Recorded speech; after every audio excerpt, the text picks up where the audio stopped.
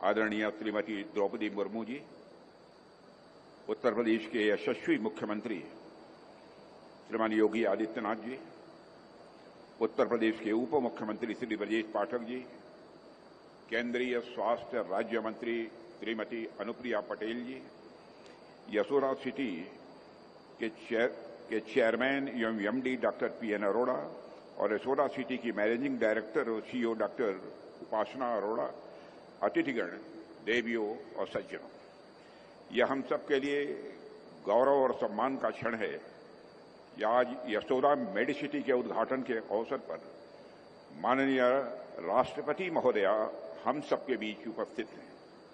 यहां आपकी गरिमामयी उपस्थिति अपने आप में हम सब के लिए एक इंस्पिरेशन है। साथियों, यशोदा मेडिसिटी के लिए यह बड़े गौरव की बात है कि इसे दक्षिण एशिया के लिए रोबोटिक सर्जरी प्रशिक्षण केंद्र के रूप में मान्यता मिली है। आपकी यह उपलब्धि निश्चित रूप से मेडिकल ट्रेनिंग और टेक्नोलॉजिकल रिसर्च को एक नई दिशा देगी, ऐसा मेरा विश्वास है।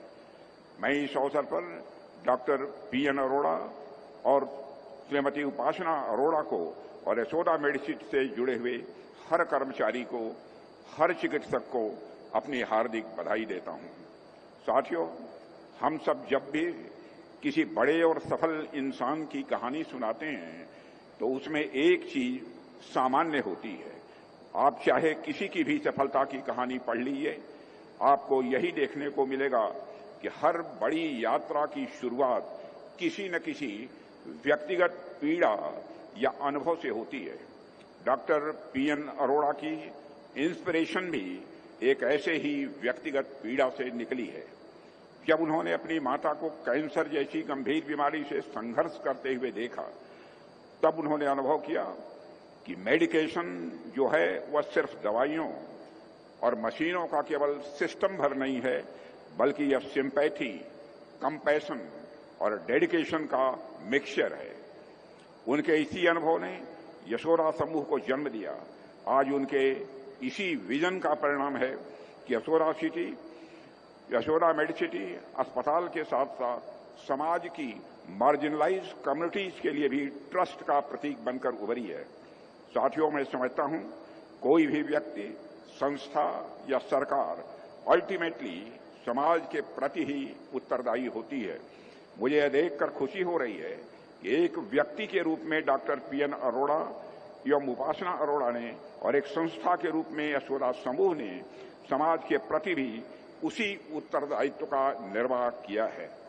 ठीक उसी प्रकार सरकार के रूप में हम भी समाज के प्रति, समाज के मार्जिनलाइज्ड कम्युनिटी के प्रति अपनी इस जिम्मेदारी को समझते हैं।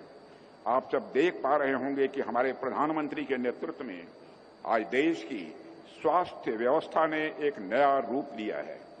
पहले जहां इलाज गरीब के लिए एक चिंता का कारण होता था, अब वही इलाज उसके अधिकार के रूप में उसके दरवाजे तक पहुंच रहा है। हमने यह सुनिश्चित किया है कि भारत का कोई भी गरीब किसी भी बीमारी के कारण अपने जीवन की उम्मीद न खोए। इसके लिए आयुष्मान भारत के माध्यम से देश के 10 करोड़ परिवारों को हर वर्ष 5 लाख रुपए तक का स्वास्थ्य बीमा कवच भी प्रदान किया गया है। और अब तो 70 वर्ष से अधिक उम्र के सभी वरिष्ठ नागरिकों को भी इस योजना में शामिल किया गया है, ताकि जीवन के उस पड़ाव में जब देखभाल की सबसे अधिक आवश्यकता होती है, तब सरकार एक संरक्षक के रूप में उसके साथ खड़ी रहे। साथियों, इसके साथ साथ प्रधानमंत्री जन औषधि केंद्रों के माध्यम से आम जनता को अत्यंत किफायती दरों पर जेनेरिक मेडिसिन उपलब्ध कराई जा रही हैं। आज गांव-गांव में लोग इन केंद्रों से लाभान्वित हो रहे हैं। स्वास्थ्य के क्षेत्र में हमने इसके अलावा एक मजबूत इंफ्रास्ट्रक्चर तैयार करने पर भी विशेष बल दिया है। इसके कुछ उदाहरण अगर मैं आपको बताऊं तो आप देखिए, 2014 में जहां देश में 387 मेडिकल कॉलेजेस थे, वहीं आज इनकी संख्या बढ़कर 800 पहुंच चुकी है। 2014 में एमबीबीएस की सीटें केवल हमारे देश में 50,000 हुआ करती थी, जो आज बढ़कर 1,20,000 से भी ज्यादा हो गई है। साथियों, इसके अलावा 22 नए एम्स की स्थापना का भी निर्णय लिया गया। इनमें से 12 एम्स पूरी तरह कार्यरत हैं और 4 का निर्माण कार्य तेजी पर है। जब ये सभी संस्थान पूरी तरह शुरू होंगे तब भारत की हेल्थ नेटवर्क पहले से कहीं मैं समझता हूं कि अधिक मजबूत होगी। साथियों, हमारे ये सभी प्रयास केवल एक स्कीम्स या इंफ्रास्ट्रक्चर डेवलपमेंट के प्रतीक नहीं हैं, बल्कि एक कंपैशन और समाज के प्रति यह दायित्व का परिणाम है। हम उस भारत की दिशा में बढ़ रहे हैं जिसका सपना हमारे पूर्वजों ने देखा था, एक ऐसा भारत जो शक्तिशाली भी हो और एक ऐसा भारत जो शक्तिशाली होने के साथ साथ वह स्वस्थ भी हो। हमारा हर कदम, हर नीति, हर प्रयास इस देश के गरीब, वंचित और ग्रामीण जनमानस को समर्पित है, क्योंकि हम मानते हैं जब भारत का हर नागरिक स्वस्थ होगा तभी भारत भी सशक्त होगा।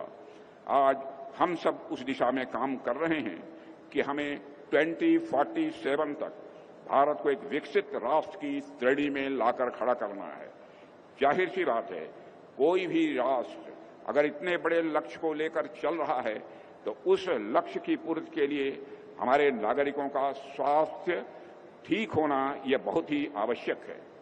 इसके लिए हर नागरिक व्यक्तिगत स्तर पर तो प्रयास करता ही है, लेकिन समाज और सरकार को भी इस दिशा में प्रयास लगातार करते रहना होगा। मुझे यह देखकर खुशी होती है कि असोरा समूह इस दिशा में सकारात्मक प्रयास कर रहा है। मुझे विश्वास है कि यह संस्था आने वाले समय में न केवल भारत बल्कि दक्षिण एशिया में भी सेवा और नवाचार की एक नई परिभाषा गढ़ेगी।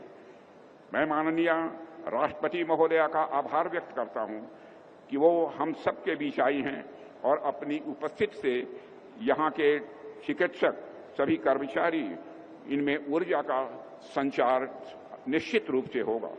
अंत में मैं डॉक्टर पीएन अरोड़ा, डॉक्टर उपासना अरोड़ा और उनकी टीम को दिन रात एक करके लोगों की सेवा कर रहे डॉक्टर्स को अपनी ओर से हार्दिक बधाई देते हुए यहीं पर मैं अपना निवेदन समाप्त करता हूं।